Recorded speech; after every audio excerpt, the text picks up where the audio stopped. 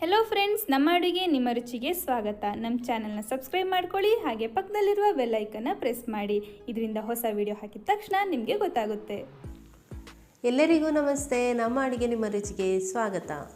ನಾನಾ ವಿಧಗಳಲ್ಲಿ ನಾವು ಒಬ್ಬಟ್ಟನ್ನು ಮಾಡಿರ್ತೀವಿ, ನೀವು ಕೂಡ ಮಾಡಿರ್ತೀರಾ. ಇವತ್ತು ನಾನು ನಿಮಗೆ ಒಂದು ಹೊಸ ರೀತಿಯ ಹೊಸ ರುಚಿಯ ಒಂದು ಒಬ್ಬಟ್ಟು ಮಾಡಿದ್ದನ್ನು ತೋರಿಸ್ತಾ ಇದ್ದೀನಿ. ತುಂಬ ಚೆನ್ನಾಗಿದೆ, ಮಾಡೋದಕ್ಕೆ ಕೂಡ ತುಂಬಾ ಸರಳವಾಗಿ ಆಗುತ್ತೆ. ಒಬ್ಬಟ್ಟನ್ನು ನೀವಿಲ್ಲಿ ನೋಡ್ಬೋದು, ಎಷ್ಟೊಂದು ಸಾಫ್ಟಾಗಿ ಒಬ್ಬಟ್ಟು ಬಂದಿದೆ ನೋಡಿ. ತುಂಬ ಚೆನ್ನಾಗಿ ಬರುತ್ತೆ. ಬನ್ನಿ ಇವಾಗ ಇದನ್ನು ಮಾಡೋದು ಹೇಗೆ ಅಂತ ನೋಡೋಣ. ಮೊದಲಿಗೆ ನಾನು ಹಿಟ್ಟು ಕಲಿಸೋದಕ್ಕೆ ಒಂದು ಬೌಲ್ ತೊಗೊಂಡಿದ್ದೀನಿ. ಇದರಲ್ಲಿ 1 ಕಪ್ನಷ್ಟು ಮೈದಾ ಹಿಟ್ಟು ಹಾಕ್ಕೊಳ್ತಾ ಇದ್ದೀನಿ. ಮೈದಾ ಹಿಟ್ಟು ಬೇಡ ಅಂದರೆ ನೀವು ಚಿರೋಟಿ ರವೆಯನ್ನು ಕೂಡ ಉಪಯೋಗಿಸ್ಕೊಳ್ಬೋದು. ಇದಕ್ಕೆ ಈಗ ಒಂದು ಸಣ್ಣ ಚಿಟಿಕೆಯಷ್ಟು ನಾನು ಉಪ್ಪು ಸೇರಿಸ್ತಾ ಇದ್ದೀನಿ. 1 ಚಿಟಿಕೆಯಷ್ಟು ಅರಿಶಿನ ಪುಡಿ ಸೇರಿಸ್ತಾ ಇದ್ದೀನಿ. ಆಮೇಲೆ 1 ಟೀ ಸ್ಪೂನಷ್ಟು ಎಣ್ಣೆ ಅಥವಾ ತುಪ್ಪ ಕೂಡ ಹಾಕೋಬೋದು. ಇವನ್ನೆಲ್ಲ ಒಂದು ಸರ್ತಿ ಕೈಯಲ್ಲಿ ಚೆನ್ನಾಗಿ ಮಿಕ್ಸ್ ಮಾಡ್ಕೊಳ್ತಾ ಇದ್ದೀನಿ. ಚೆನ್ನಾಗಿ ಒಂದು ಸರ್ತಿ ಮಿಕ್ಸ್ ಆದಮೇಲೆ ಇದಕ್ಕೆ ಸ್ವಲ್ಪನೇ ನೀರನ್ನು ಹಾಕ್ತಾ ಇದನ್ನು ಮಿಕ್ಸ್ ಮಾಡ್ಕೊಳ್ತೀನಿ. ಈ ರೀತಿ ಅಂದರೆ ಇದು ಚಪಾತಿ ಹಿಟ್ಟಿಗಿಂತ ಸ್ವಲ್ಪ ಲೂಸಾಗಿ ಬರಬೇಕು. ಮಾಮೂಲಾಗಿ ನಾವು ಒಬ್ಬಟ್ಟಿಗೆಲ್ಲ ಯಾವ ರೀತಿ ಮಾಡ್ಕೊಳ್ತೀವಿ ಅದೇ ರೀತಿ ಸ್ವಲ್ಪ ತೆಳ್ಳಗೆ ಇದನ್ನು ಮಾಡ್ಕೋಬೇಕು. ಅಂದರೆ ತುಂಬ ಗಟ್ಟಿಯಾಗಿರಬಾರ್ದು ಹಿಟ್ಟು, ಆ ರೀತಿ ಕಲಿಸ್ಕೊಳ್ಬೇಕು.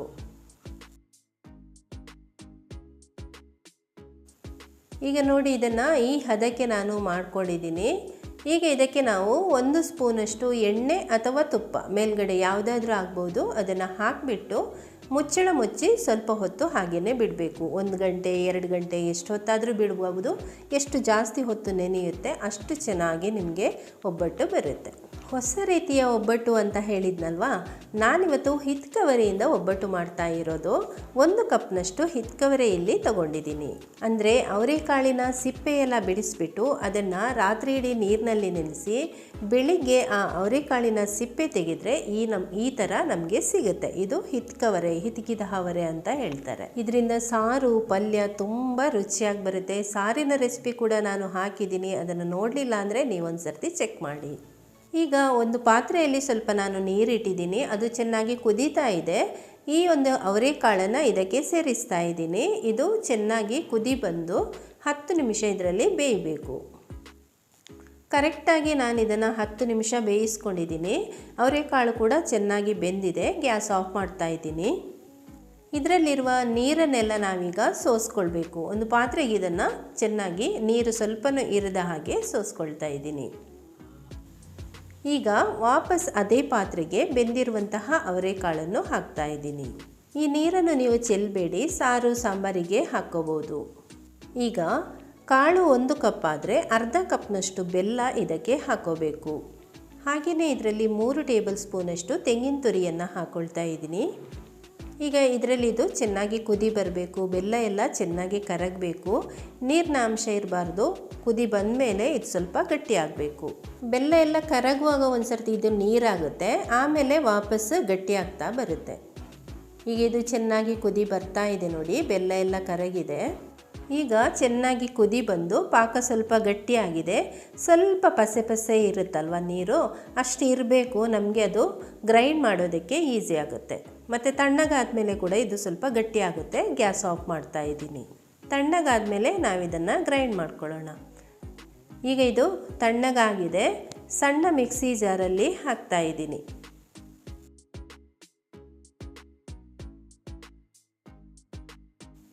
ಇದರ ಜೊತೆಗೆ 2 ಏಲಕ್ಕಿಯನ್ನು ಕೂಡ ಸಿಪ್ಪೆ ತೆಗೆದು ಹಾಕ್ತಾ ಇದ್ದೀನಿ. ಈಗ ಇದನ್ನು ನೀರು ಹಾಕದೇನೆ ಹಾಗೇ ಗ್ರೈಂಡ್ ಮಾಡ್ಕೋಬೇಕು.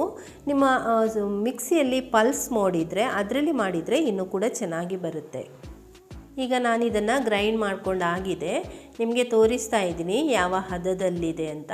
ಗಟ್ಟಿಯಾಗಿ ಈ ರೀತಿ ಮಾಡ್ಕೋಬೇಕಾಗುತ್ತೆ ನೋಡಿ. ಈಗ ಇದು ಸ್ವಲ್ಪ ಇನ್ನೂ ಕೂಡ ಆರಿದ ಮೇಲೆ ಇನ್ನೂ ಕೂಡ ಸ್ವಲ್ಪ ಗಟ್ಟಿ ಆಗುತ್ತೆ.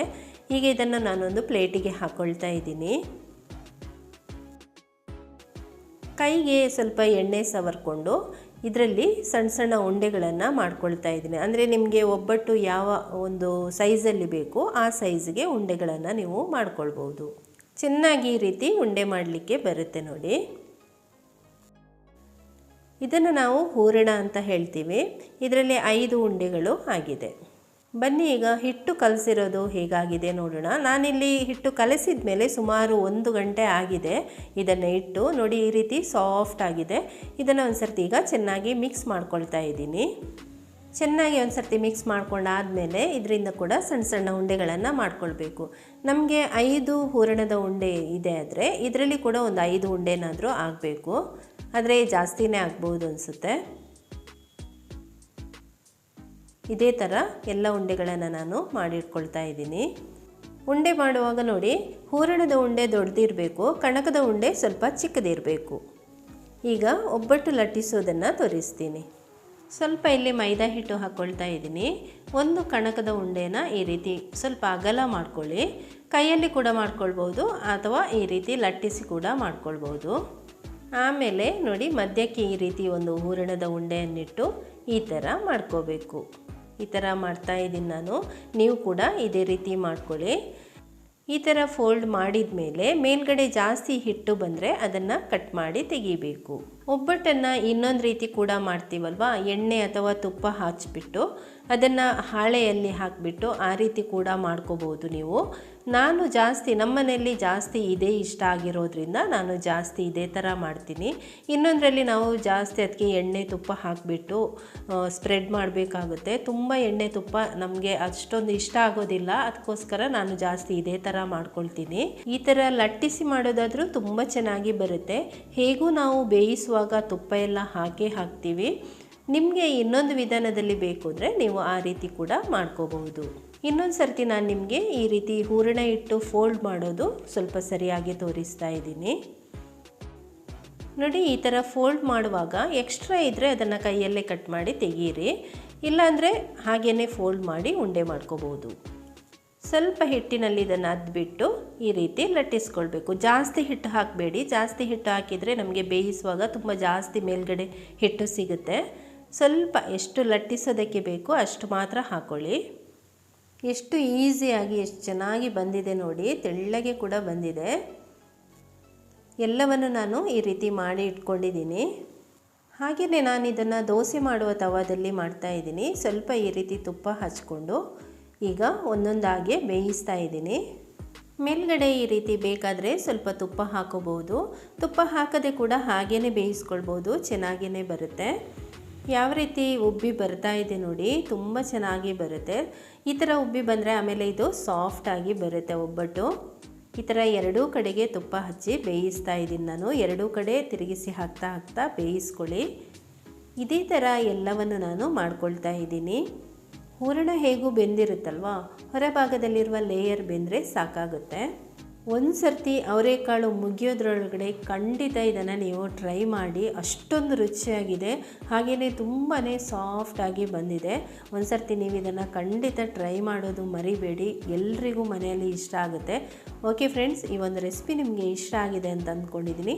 ಹಾಗಾದರೆ ಒಂದು ಲೈಕ್ ಮಾಡಿ, ನಿಮ್ಮ ಪರಿಚಯದವರಿಗೆ ಶೇರ್ ಮಾಡಿ. ಅವರು ಕೂಡ ಅವರೆಕಾಳಿನ ಒಬ್ಬಟ್ಟು ಮಾಡಿಕೊಂಡು ತಿನ್ನಲಿ. Thank you.